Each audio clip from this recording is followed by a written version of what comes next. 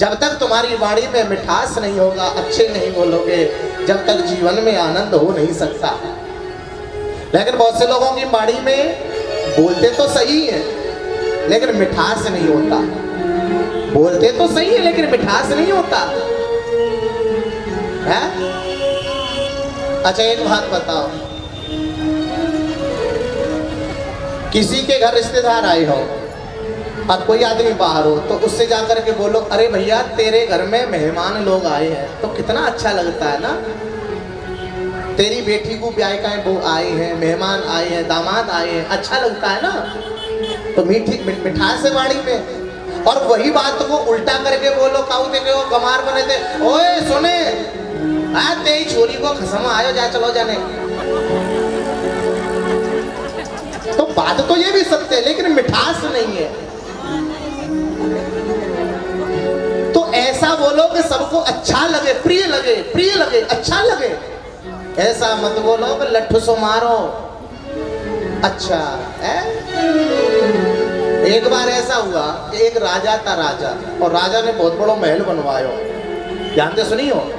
और जब राजा ने महल बनवायो तो पूरे क्षेत्र को महल दिखायो, सब लोग महल की तारीफ करके गए, भाई बहुत बढ़िया, बहुत बढ़िया, बहुत अच्छा महल है। और बुराई कोई कर भी नहीं सकता। बोले क्यों? कि राजा का महल है, अगर बुराई करेंगे तो भी नहीं मानेगा। सब लोग प्रशंसा करके गए उस महल की, लेकिन एक गवार आदमी बचा था महल देखने के लिए। राजा ने मंत्रियों से पूछा, हाँ भाई बताओ कोई महल देखने से रहा तो नहीं? बोले एक आदमी रह गया। बोले उसे भी बुला के लाओ। अब राजा ने उसे बुलाया और अपने हाथों से महल दिखाया। घंटे 2 घंटे महल दिखाने में लगे और राजा ने उस व्यक्ति से पूछा, हाँ भाई तुझे महल कैसा लगा? वो थोड़ा गंवार था। उस व्यक्ति ने कहा, महाराज महल तो बहुत बढ़िया है, बहुत अच्छा है, लेकिन परंतु पर लग गई उसमें। एक बात कहें, बहुत से लोगों की आदत तो होती है किसी ना किसी में नौक झोंक निकालने की होती है, क्या ना, कितनी भी बढ़िया दावत बनवा दो, कितनी भी टॉप दावत बनवा दो, लाख रुपए खर्च कर दो, फिर भी भाई इस रायते में थोड़ा नमक कम रह गया है, खीर थोड़ी ज्यादा पतली हो गई, सब्जी थोड़ी गाढ़ी हो गई, यानी कुछ ना कुछ निकालता रहेगा, निकालता रहेगा। अरे जो पैसा खर्च कर रहा है उससे पूछ, तू बनवाएगा जब तुझे पता चलेगी कि आखिर खर्च कैसा होता है। दूसरे के में तो तू नौक झोंक निकालता रहता है। अब राजा ने पूछा महल कैसा लगा? वो गंवार आदमी बोला, साहब महल तो बहुत बढ़िया, बहुत बढ़िया, पर लग गई। बोले पर तो बता क्या बात है? महाराज तुम मोटे ताजी हो, तंगड़े हो, महल बड़ा है, दरवाजे छोटे हैं, किसी दिन तुम अंदर मर गए महल में तो तुम निकाले कैसे जाओगे, क्योंकि दरवाजे छोटे हैं। राजा को गुस्सा आई। राजा बोले, हो जा नालायक ने अभी तो महल को गृह प्रवेश भी ना भयो, जब तक तो जाने मुंह को भी मार दियो। ए मंत्रियों, ये बुरा बोलता है, इसको जेल में डाल दो। घंटे 2 घंटे तक वो व्यक्ति नहीं पहुंचा तो पत्नी ढूंढती ढूंढती आई। महाराज जी से कह रही है, महाराज हमारे महाराज जी आएगा, हमारे पति आएगा। बोले वो तेरा पति है? बड़ा बदतमीज है वो तो। बोले क्यों?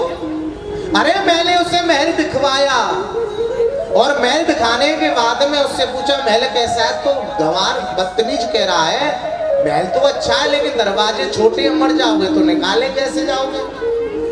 अब पत्नी बोली, महाराज मैं अपने पति से बड़ी परेशान हूँ। वो ये नहीं देखते कि बोलना क्या है, नहीं बोलना कि नहीं बोलना है कि नहीं बोलना। अरे उन्हें ये बोलने की जरूरत क्या है कि निकाले कैसे जाओगे? अरे कोई चीज नहीं निकल रही है, बड़ी है तो उसे काट काट के निकाल दो। राजा बोला, भाई ये उसकी भी गुरु निकली, उसने तो मुझे मार आई है, केवल इसने तो मेरे टुकड़े टुकड़े कर दिए हैं। इसे भी जेल में डाल दो भाई, ये भी बुरा बोलने वाली है। दोनों पति पत्नी जेल में पड़ गए। अब 2-4 घंटे बाद दोनों माता पिता ने पहुंचे तो बेटा ढूंढता ढूंढता आया राजा के पास। बोला, महाराज जी हमारे मम्मी पापा आए क्या? बोला, बेटे वो तेरे मम्मी पापा है? बोले हाँ। बड़े बदतमीज है वो तो। बोले क्यों, क्या हो गया? अरे तेरे बाप को महल दिखाया तो कहने लगा निकाले कैसे जाओगे, दरवाजा छोटा है, महल बड़ा है। और तेरी माँ तो उसकी भी गुरु निकली, कहती है काट काट के निकालो। अब लड़का कहता है, राजा साहब हमारे मम्मी पापा की बुद्धि सटाई गई है, उनकी मेरी बनती नहीं है। अरे उन्हें क्या मतलब है कि निकाले कैसे जाओ, काट काट के कैसे निकाला जाए, काट काट के निकाला जाए। अरे वो पुराने जमाने के हैं। अरे कोई चीज अंदर मर गई है तो उसे अंदर ही गड्ढा खोद के दफन कर दो ना। राजा बोला जी उसका भी बाप निकला, इसने तो मेरे महल को ही कब्रिस्तान बना दिया। तो कोई बात कोई व्यक्ति कहता तो सही है, लेकिन उसकी बात में मिठास नहीं होता है। याद रखिए कि तुलसी संसार में चार बात की रात, और धन धरती खोटे वचन और पराई ना। संसार में केवल चार प्रकार की लड़ाई, धन संपत्ति की लड़ाई, खोटे वचन की लड़ाई। हम किसी से उल्टा सीधा कहेंगे तो लड़ाई तो होनी होनी है। सास बहुओं में क्यों लड़ाई होती है? सास कुछ कहती है तो बहू चुप नहीं सुनती है। सास एक कहेगी तो जब तक बहू 10 सुना देगी, क्योंकि वो आजकल की पढ़ी लिखी है ना, MA BEd पास है, भाई सुनाएगी नहीं तो क्या करेगी। पहले माता पिता अपनी बेटियों को शिक्षा दे के भेजते, बेटा ऐसी कोई बात मत करना कि जाते हमारी बदनामी है जाए। आजकल तो माता सिखा के भेजती हैं। अरे 10 लाख रुपए दहेज दियो तेरी शादी में, अगर तेरे सास ससुर कोई तोते कचू कहे तो बेटा एक फोन कर दियो तारी के जेल में सड़वाए तो तेरे मामा दरोगा है, दरोगा है तेरे मामा। तो उल्टा सिखा के भेजती हैं। लेकिन याद रखना हर उंगली एक जैसी नहीं होती, 5 उंगली एक जैसी नहीं है, कुछ अच्छे भी हैं तो बुरे भी हैं। ऐसा स्वभाव बनाइए कि हम सबको अच्छे लगे, सबको अच्छे लगे। प्रेम से बोलो जय जय श्री राधे।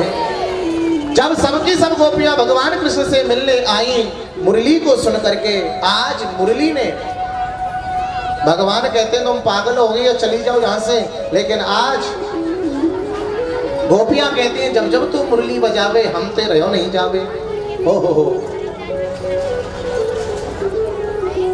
तेरी मुरली में बड़ा जादू है रे। भगवान कृष्ण ने गोपियों को बहुत समझाया लेकिन गोपी नहीं मानी, और भगवान ने गोपियों से कहा अरे गोपियाओ आज चली जाओ तुम, शाम के समय स्त्री को जंगल में नहीं घूमना चाहिए। बोले अच्छा कि हाँ जाओ घर जाओ, लेकिन गोपियों नहीं मानी। आज गोपियों ने उल्टा उपदेश कृष्ण को सुना दिया। भगवान कहते तुम्हें अपने पतियों के पास होना चाहिए, अपने बच्चों के पास होना चाहिए, शाम के समय तुम्हें घर से बाहर नहीं निकलना चाहिए। लेकिन गोपियां कहती हैं हे कृष्ण, एक पतिव्रता नारी है और जब तक अपने पति के मोहनाएं देख ले, पूजा ना कर ले, जब तक भोजन ना करे। बोले अच्छा कि हाँ, जब तक अपने पति के मुंह को ना देख ले। यहाँ तो मुंह कहते हैं, हमारे ब्रज में क्या बोलते हैं पता है? क्या बोलते हैं मुंह को? है जी, पता है तुम्हें क्या कहते हैं? यहाँ तो कहते हैं मुंह, लेकिन हमारे ब्रज में कहते हैं कि जब तक थूतरिया ना देख ले। भैया ये थोबड़ा थोबड़ा थूतरो, जब तक वह गोपी को चैन नहीं पड़ा। हाँ हाँ हाँ। तो वो एक बार परदेश में गयो, गोपी को फोटू दे गयो, और गोपी रोज फोटू की पूजा करे और भोजन पानी करे। एक बार किवाड़ बंद करके पूजा कर रही थी, कई महीने बाद तो उसका असली पति आया, दरवाजे को खटखटाने लगा, और वो पत्नी चित्रपति की पूजा कर रही थी। अब गोपियां पूछती हैं कृष्ण ये बता, उस गोपी को अपने चित्रपति की पूजा करते रहना चाहिए या असली पति के लिए किवाड़ खोलने चाहिए? भगवान कृष्ण बोले जामे का पूछने की बात है, जब असली पति आ गया तो भाई चित्रपति की पूजा क्यों? आज गोपियों ने कहा हम यही तो कहलवाना चाह रही हैं, अरे कन्हैया जो घर में है वो चित्रपति है, तू हमारा असली पति है, और जब असली पति मिल गया तो चित्रपतियों के पास क्यों जाने लगे, क्यों जाने लगी? प्रेम से बोलो जय जय श्री। कितनी गोपियां समझदार है। लेकिन भगवान बोले अब इनको भेजना कैसे चाहिए? भगवान ने गोपियों को कहा कि भगवानाता रात्रो शरदोद फुल्ल मल्लिका। ए गोपियों, अब तुम चली जाओ, लेकिन शरद पूर्णिमा की रात्रि को हम तुम्हारे साथ रास रचाएंगे, महारास रचाएंगे। क्या रचाएंगे? महारास रचाएंगे शरद पूर्णिमा की रात्रि को।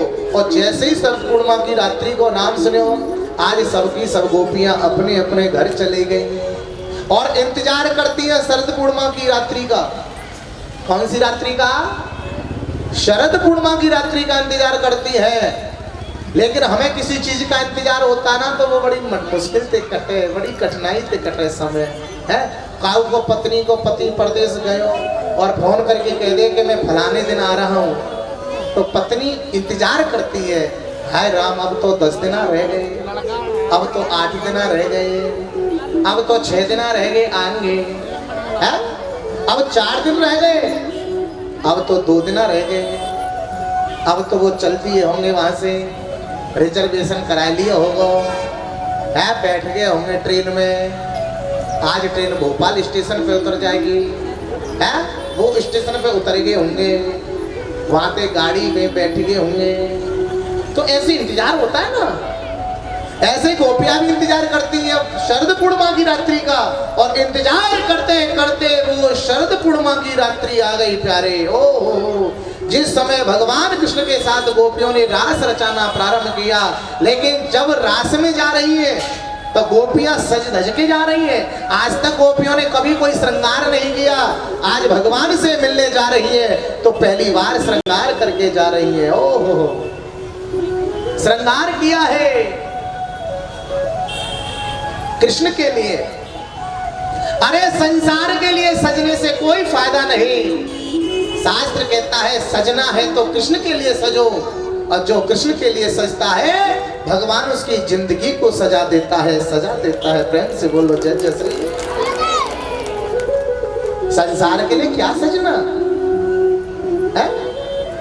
सजो तो अपने प्रियतम के लिए सजो, अपने कृष्ण के लिए सजो। आज गोपियों ने श्रृंगार किया है, आज और श्रृंगार करके मधुवन में आई, निधिवन में आई है, सा वृंदावन में आई कि मैं तो कर आई 16 श्रृंगार रसिया। कौन कौन चाहता है कि हम भी कृष्ण के लिए सजे? चाहते हो तो बोलो मेरे साथ कि मैं तो कर आई 16 श्रृंगार रसिया। ओ मैं तो नाचूंगी, ओ मैं तो नाचूंगी तेरे दरबार रसिया। ओ मैं तो नाचूंगी तेरे दरबार रसिया। ओ मैं तो नाचूंगी तेरे दरबार रसिया। ओ मैं तो नाचूंगी तेरे दरबार रसिया। ओ तेरे मुरली पे, ओ तेरी मुरली पे जाऊं बलिहार रसिया। तेरी मुरली पे जाऊं बलिहार रसिया।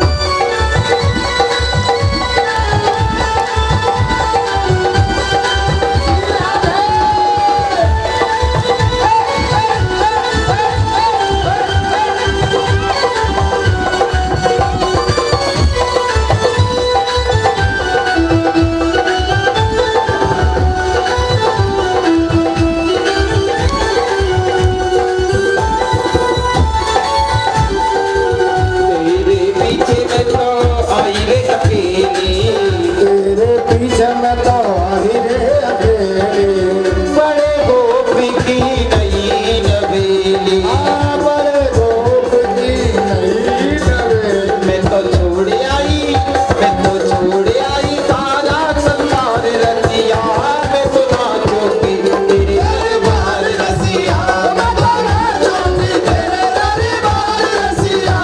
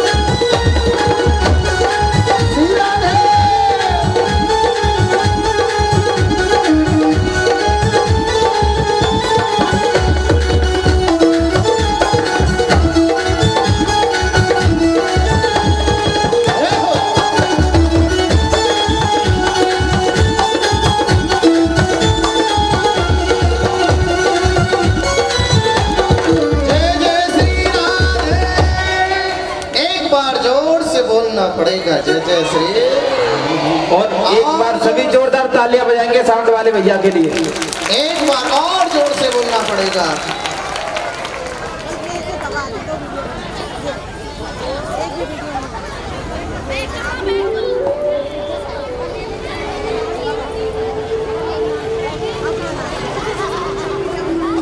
आज गोपियां निधिवन में आई, निधिवन में ओ रास रचाने के लिए। रास किसे कहते हैं?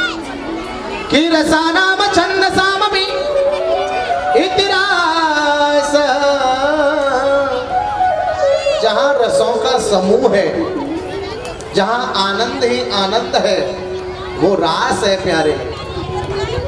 आज सबरी गोपियां आई है निधिवन में रास रचाने, महारास रचाने, सज धज करके आई है। और इधर पार्वती भी जा रही है रास रचाने के लिए, देखने के लिए। और जब पार्वती जाने लगी तो भोलेनाथ बोले कहाँ जा रही है अभी? पार्वती बोली हम वृंदावन जा रही है। बोले क्यों? बोले रास देखने।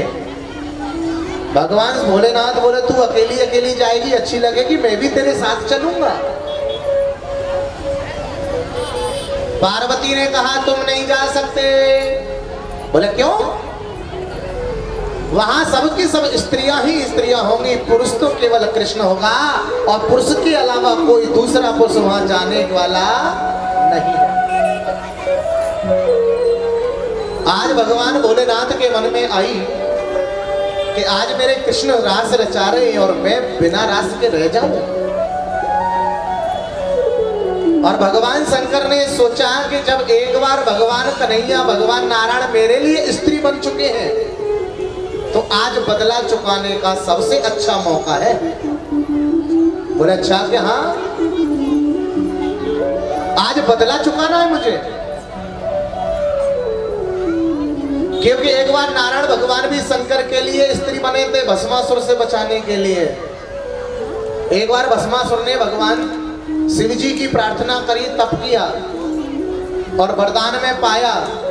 भोलेनाथ कहते हैं वरदान मांगो, और भस्मासुर कहता है वरदान मुझे दे दो कि मैं जिसके सिर पे हाथ रखूं वही भस्म हो जाए। भगवान शिव जी बोले चलो ठीक है तथास्तु। बोले अच्छा तथास्तु कह दिया। और भोले बाबा की पत्नी पार्वती को देख करके भस्मासुर के मन में ओहो इस शमशान में रहने वाले की इतनी सुंदर पत्नी, अब ये मुझे जब ही मिलेगी, ठीक को कम करो मैं, ये मुझे जब ही मिलेगी जब मैं शंकर को देखूंगा। बोला अच्छा क्या? हाँ महाराज।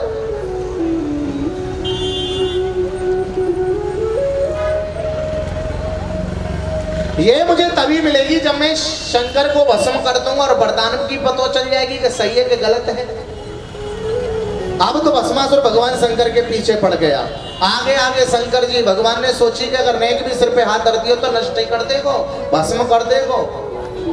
जिस थाली में खाया उसी थाली में छेद कर रहा है ये दुष्ट। भगवान शंकर आगे आगे भागने लगे और पीछे पीछे भस्मासुर भागता है।